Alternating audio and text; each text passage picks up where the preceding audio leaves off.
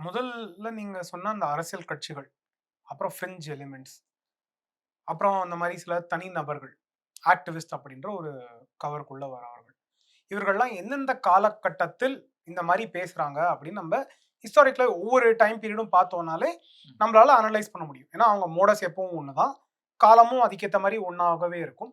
So அதற்கான காரணம் என்ன அப்படின்னு தெரியும். 2 ஒன்று வந்து தேர்தல் ஒட்டி வருகிறது. அவர்கள் அந்த தேர்தலில் என்ன ஆதாயம் அடைய முடியும்? சிலருக்கு சீட்டு கிடைக்கிறதா இருக்கலாம். சிலருக்கு ஃபைனான்சிங் கிடைக்கிறதா இருக்கலாம். சிலரோட கேம்பெயின் ஏஜென்ட்ஸா மாறுறதாக இருக்கலாம்.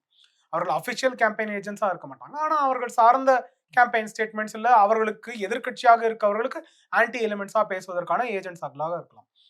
அந்த மாரி மோடஸ நம்ம பார்க்க முடியும். 1.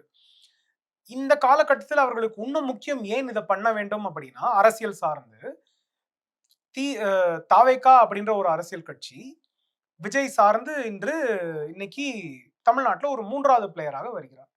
அப்படின்றபோது ஒரு ஆல்டர்னேட்ட நெறைய மக்கள் பார்க்குறாங்க. இப்ப நீங்க சொன்ன அந்த பல கட்சிகள்ல, அவர்கள் வந்து சிறுபான்மையினர், பழங்குடியினர், தாழ்த்தப்பட்டவர், எக்கனாமிக்கலி பேக்வர்ட் வறுமை கோட்டுக்கு கீழ இருக்கவங்க, இல்ல அதற்கு ரொம்ப சரி. லோவர் மிடில் இன்கம் குரூப் அந்த மக்கள், மீனவர்கள் அந்த மாரி மக்கள் வந்து அதிகமாக வாக்களிக்கக்கூடிய விஜயாக பார்க்கிறார்கள் அப்படின்ற ஒரு இன்னைக்கு இருக்க ஒரு அனலிஸ்ட் அண்டர்ஸ்டாண்டிங் இருக்கு.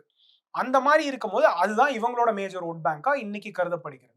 அவர்களுக்கு அந்த ஒரு ஃபியர். நம்ம ஏதாவது ஒண்ணு சொல்லி இன்னைக்கு ஒரு ஸ்டேட்மெண்ட் பண்ணலன்னா, நமக்கு ஏற்கனவே சுருங்கிக் கொண்டிருக்கிற வோட் பேங்க் இன்னும் குறைஞ்சிருமோ?